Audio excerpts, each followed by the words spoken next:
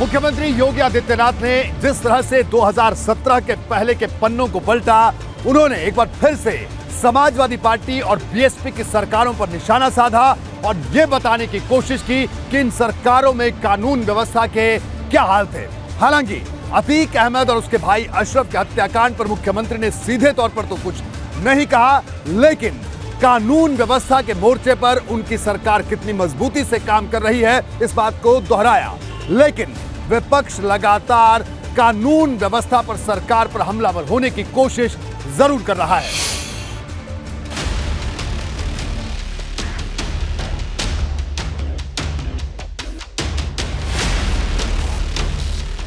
अतीक और अशरफ की हत्या के बाद सबको इसी बात का इंतजार था कि जब सीएम योगी लोगों के सामने आएंगे तो क्या कहेंगे, और वो घड़ी मंगलवार को आई। मौका तो लखनऊ और हरदोई में टेक्सटाइल पार्क की स्थापना के लिए एमओयू समझौते का था, लेकिन सीएम योगी ने इस मंच से ऐसी बात कही जिसकी चर्चा तेज हो गई है।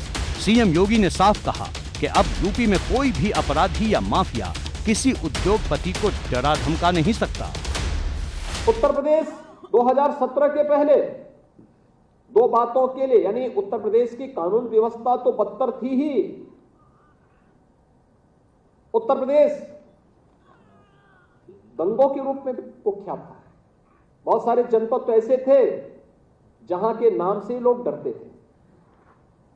आज मित्रों, उत्तर प्रदेश में किसी जनपद के नाम से डरने की आवश्यकता नहीं।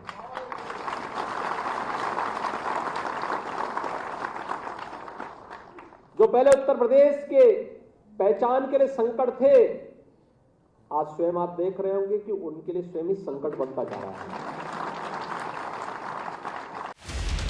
सीएम योगी ने न सिर्फ पिछले 6 सालों के हालात बयां किए, बल्कि 2017 से पहले यूपी की कानून व्यवस्था को लेकर सपा और बसपा पर चुभने वाला हमला भी बोला।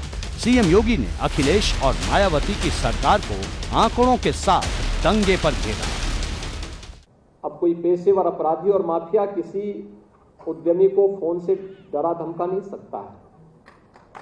कोई नहीं डरा धमका सकता है। उत्तर प्रदेश आज बेहतरीन कानून व्यवस्था की गारंटी आपको देता ही है। सीएम योगी ने उद्यमियों को भरोसा दिलाया कि उनकी एक एक पूंजी की सुरक्षा की जाएगी। इस कार्यक्रम में केंद्रीय मंत्री पीयूष गोयल भी मौजूद थे, जिन्होंने योगी सरकार की जमकर तारीफ की। छोटी मोटी राजनीतिक कारणों से, छोटे मोटे राजनीतिक लाभ के लिए और या स्वार्थ के लिए शायद अलग अलग सरकारें आई गई, लेकिन वो काम नहीं कर पाई जो मोदी जी और योगी जी ने करके दिखाया। इधर सीएम योगी माफिया को लेकर अपनी सरकार की पीठ थपथपा रहे थे, तो उधर विपक्षी नेता उन्हें कानून व्यवस्था के मोर्चे पर घेर रहे थे। मुख्तार अंसारी के भाई और बसपा सांसद अफजाल अंसारी ने चुभने वाली बात कह दी। सारी दुनिया को, सारे देश को आप आमंत्रित करते हैं निवेशकों को, शांति ही शांति है। और ये कैसी शांति है? एक तरफ जहां प्रातः काल व्यवस्था है, भगवान शिव की पूजा के लिए भी ओम नमः शिवाय और ओम शांति, वहां आप अपना जो व्यवहार है उसको देखिए, किसी घटना को किस तरह आप प्रस्तुत कर रहे हैं। अतीक अहमद की हत्या पर सीएम योगी ने खुलकर कुछ भी नहीं कहा, लेकिन माफिया पर उन्होंने जो बात कही उसे अतीक अहमद से ही जोड़कर देखा जा रहा है। इस बीच अखिलेश यादव भी लगातार यूपी की कानून व्यवस्था पर सवाल खड़े कर रहे हैं। उन्होंने कहा, उत्तर प्रदेश जंगल राज की गिरफ्त में फंस चुका है।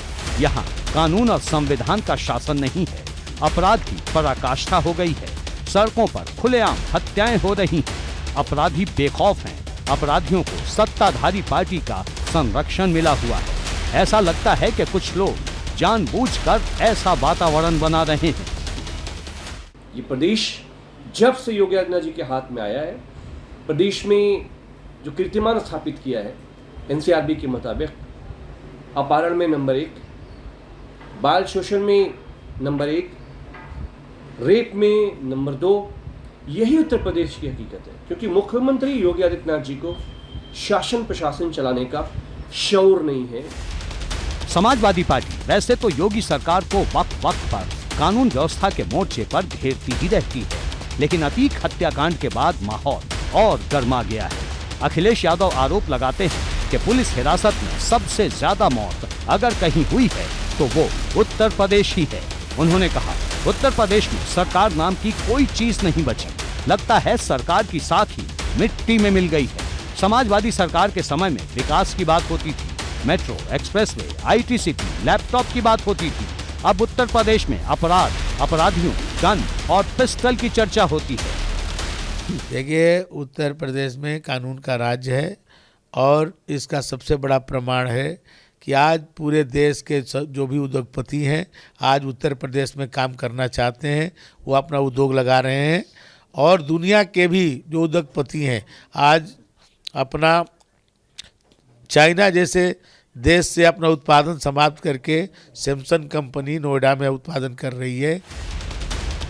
कानून व्यवस्था पर सबके अपने अपने दावे हैं, लेकिन इस बीच सवाल ये है कि अतीक और अशरफ का मर्डर किसने करवाया, क्योंकि बार बार ये बात आ रही है कि अतीक और अशरफ किसी चर्चित व्यक्ति का राज खोल सकते थे। ऐसे में अगर अतीक और अशरफ की हत्या पुलिस के सामने ही सुपारी देकर करवा दी गई तो ये न सिर्फ चुभने वाली बात है बल्कि कानून व्यवस्था के दावे पर भी बड़ा प्रश्न चिन्ह है। एबीपी गंगा के लिए ब्यूरो रिपोर्ट।